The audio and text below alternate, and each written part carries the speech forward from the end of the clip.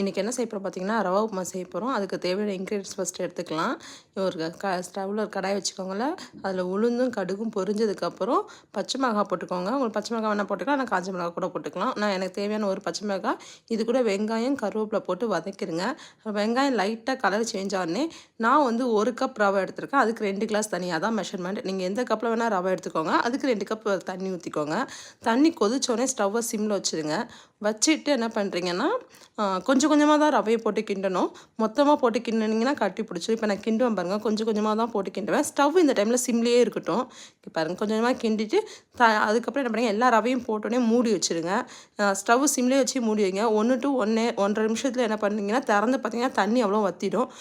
அப்படியே நீங்கள் கிண்டி விட்டிங்கன்னா ரவை உப்புமா அப்படியே உதிரி உதிரியாக வரும். கையில் கூட ஒட்டாது உங்களுக்கு. அதே மாதிரி ஆறினோடனே இன்னும் இப்போ சூடாக எடுத்து காமிக்கும் போதே உங்களுக்கு கையில் ஒட்டாது. ஆறினோடனே இன்னும் நல்ல உதிரி உதிரியாக இருக்கும்.